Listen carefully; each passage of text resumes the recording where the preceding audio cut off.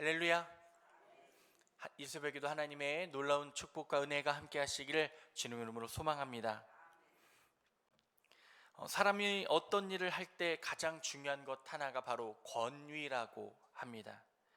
병원에서 의사가 수술을 할 수 있는 것은 그 의사에게 권위가 있기 때문입니다. 어떤 권위요? 그 질병을 고칠 수 있다는, 수술할 수 있다는 그 의사라는 이름의 권위가 있기 때문에 환자들이 의사를 믿고 자기의 몸을 맡기는 겁니다. 근데 만약에 의사가 권위가 없다면 어떻게 될까요? 누가 그 의사를 믿고 자신의 몸을 수술대에 맡길 수 있겠습니까? 경찰이 범죄자를 체포할 수 있는 것도 국가가 부여한 권위가 있기 때문입니다. 경찰이 아닌데 사람을 막 체포한다면 얼마나 잘못된 일이겠습니까? 그리고 요즘에 학교에서도 선생님들이 학생들을 가르치는 것도 교육기관이 주는 권위가 있기 때문입니다. 하지만 요즘에는 선생님들의 권위가 많이 떨어졌다고 이렇게 이야기들 하지 않습니까?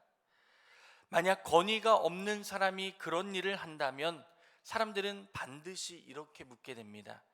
당신은 무슨 권위로 이런 행동을 합니까? 당신이 누구길래 이런 일을 합니까? 오늘 본문에서도 바로 이런 질문이 예수님께 던져집니다. 예수님께서는 예루살렘에 들어오신 후 성전을 깨끗하게 하셨습니다. 그것이 어제 말씀입니다. 성전에서 장사하던 사람들을 내쫓으셨고 하나님의 집을 기도의 집으로 회복시키셨습니다. 그리고 성전에서 사람들에게 하나님의 말씀을 가르치셨습니다. 그런데 이러한 모습들을 본 사람들 중에 어떠한 사람들이 있었냐? 자신의 마음이 매우 불편한 사람들이 있었습니다. 바로 종교 지도자들이었습니다. 왜냐하면 예수님이 하신 이 행동들이 자신들의 권위와 위치를 흔들고 있었기 때문입니다. 그래서 그들은 예수님께 다가와 이렇게 묻습니다. 28절의 말씀 다시 한번 더 읽어볼까요? 28절입니다. 이르되 무슨 권위로 이런 일을 하느냐? 누가 이런 일 하는 권위를 주었느냐? 이 오늘 본문은 단순히 질문과 대답의 이야기가 아닙니다. 이 말씀 속에는 사람의 마음이 드러나 있고 참된 권위가 어디서 오는지가 나타나고 있습니다. 그래서 오늘 우리는 이 말씀을 통해 세 가지를 함께 나누고 보자 합니다. 첫 번째는 27절, 28절의 말씀, 누가 권위를 주었느냐입니다. 예수님께서 다시 성전에 들어오셨을 때 대제사장들과 서기관들과 장로들이 예수님께 나아옵니다. 그리고 이 사람들은 당시 이스라엘 사회에서 가장 권위가 있는 종교 지도자들이었습니다. 그리고 성전을 관리하는 사람들입니다. 종교적으로는 최고의 지도자들이라고 말씀할 수 있습니다. 그들이 예수님께 이렇게 묻죠. 무슨 권위로 이런 일을 하느냐? 누가 이런 권위를 주었느냐? 이 말을 쉽게 말하자면은 학생들이 선생님께 와서 선생님, 당신이 무슨 권위가 있는데 나를 가르칩니까? 하는 것과 똑같은 이야기입니다. 여기서 말하는 이런 일은 예수님께서 성전을 정결하게 하신 일과 성전에서 가르치신 일을 말합니다. 그들의 질문은 겉으로 보기에는 정당한 질문처럼 보입니다. 그러나 사실 그 질문 안에는 다른 의도가 있었습니다. 그들은 예수님을 인정하고 싶지 않았던 것입니다. 사람들은 종종 진리를 몰라서 거부하는 것이 아니라 머릿속으로는 진리를 알지만 그것을 인정하기 싫어서 거부할 때가 있습니다. 이 종교 지도자들은 이미 예수님이 하실 수많은 일들을 보았고 그것을 들었습니다. 그리고 예수님께서 무엇을 하는 것도 보았죠. 심지어 병 고치는 것도 보았습니다. 귀신을 내쫓는 것도 보았고 그 말씀에 권세가 있다는 것도 분명히 보았습니다.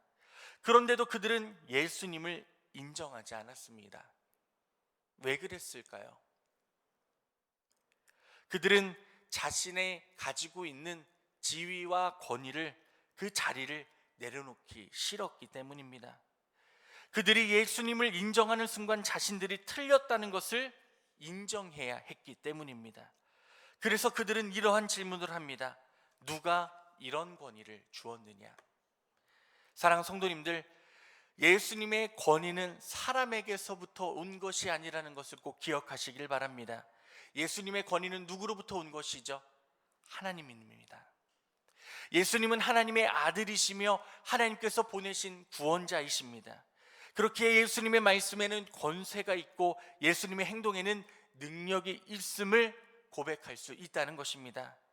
그렇게 이 시간 말씀을 듣고 나아가는 우리 성도님들, 우리의 신앙의 고집과 아집을 내려놓으시고 오직 하나님의 말씀 가운데 능력이 있음을 선포하시는 우리 성도님들 되시기를 주님의 이름으로 축복합니다. 그러면서 29절에서 30절에 나도 너희에게 물으신다고 이렇게 말씀합니다. 우리 다시 한 번 더 29절 30절을 읽어볼까요? 29절 30절입니다. 예수께서 이르시되 나도 한 말을 너에게 물으리니 대답하라. 그리하면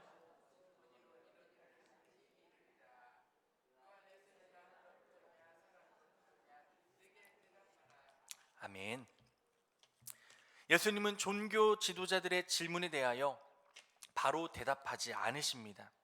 대신 예수님도 이들에게 거꾸로 질문을 하십니다. 나도 한 말을 너희에게 물으니 대답하라. 그러면 나도 무슨 권위로 이런 일을 하는지 말하리라 말씀하시면서 또 이렇게 질문합니다. 요한의 세례가 하늘로부터냐 사람으로부터냐? 이 질문은 단순한 질문이 아닙니다. 이 질문은 질문은 그들의 마음을 드러내는 질문입니다. 오히려 예수님이 이들의 마음을 깨달으시고 먼저 그들에게 그 마음을 드러내게 하시는 겁니다. 세례 요한은 누구입니까? 많은 사람들에게 존경받는 선지자였습니다. 그리고 세례 요한은 분명하게 예수님을 증거했습니다. 세례 요한은 예수님을 가르쳐 이렇게 말했습니다. 보라, 세상 죄를 지고 가는 하나님의 어린 양이로다. 즉 세례 요한을 인정한다면 무슨 뜻입니까? 예수님도 이들이 인정해야 한다는 것을 예수님은 알고 계셨습니다. 그렇기 때문에 예수님은 그들에게 이런 질문을 하신 것입니다. 예수님은 단순히 논쟁을 하려 하지 않으셨습니다. 예수님은 그들의 마음을 드러내려고 하셨습니다. 그렇게 예수님은 언제나 사람의 중심을 보신다는 것을 말씀으로 다시 한 번 더 보여주고 계시는 것입니다. 사람은 어떻습니까? 겉모습을 봅니다. 사람은 겉모습을 보고 먼저 그 사람을 판단하고 내 마음에 그 사람을 이렇게 생각합니다. 교회도 나오고 기도도 하고 봉사도 할 수 있습니다. 하지만 하나님은 무엇을 보신다고요? 우리의 중심을 보신다는 것을 기억하시길 바랍니다. 우리가 정말 예수님을 믿고 있는지, 우리가 정말 예수님을 인정하고 있는지를 보고 계신다는 겁니다. 그래서 예수님은 오늘도 우리에게 이러한 질문을 하십니다. 너는 나를 누구라 하느냐? 우리 성도님들을 예수님을 누구라 고백하십니까? 이 질문에 우리의 고백은 우리의 하나님 아버지를 믿음으로 고백하는, 우리의 지존자이시고 절대자이시고 우리의 모든 것 대신 하나님 그 예수 그리스도를 고백하실 수 있는 은혜가 되시기를 주님의 이름으로 축복합니다. 그러면서 31절에서부터 33절에는 우리가 알지 못하니라라고 예수님이 말씀을 하십니다.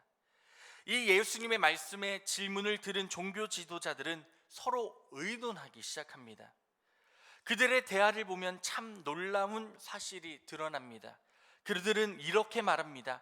하늘로부터라 하면 왜 믿지 않았느냐 할 것이요, 사람에게서라 하면 백성이 무섭다.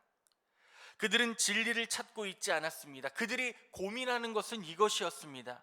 우리가 어떻게 해야 손해보지 않을까? 그렇죠?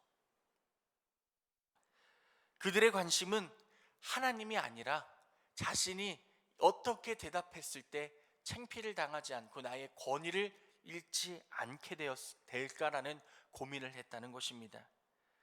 그들은 하나님을 바라보지 못했습니다. 그리고 하나님의 진리를 깨닫지도 못했습니다. 오히려 그들은 자신의 체면과 권력을 바라보며 그것을 걱정하게 되었다는 것입니다. 그렇게 그들은 어떻게 고백하게 됩니까? 우리가 알지 못하노라. 그들이 알지 못했을까요? 아니죠. 말씀드렸잖아요. 예수님이 행하신 모든 것들을 그들도 보고 듣고 체험하고 있었습니다. 알면서도 인정하지 않았던 것입니다. 그래서 예수님께서 말씀하십니다. 나도 무슨 권위로 이런 일을 하는지 말하지 아니하리라. 이 말씀 속에는 중요한 영적 원리가 있습니다. 진리를 겸손하게 받아들이는 사람에게는 하나님께서 더 많은 것을 깨닫게 하신다는 것입니다. 믿으십니까? 하지만 진리를 거부하는 사람에게는 점점 더 그 진리의 길이 보이지 않게 된다는 것을 하나님께서 보여주고 계시다는 것입니다.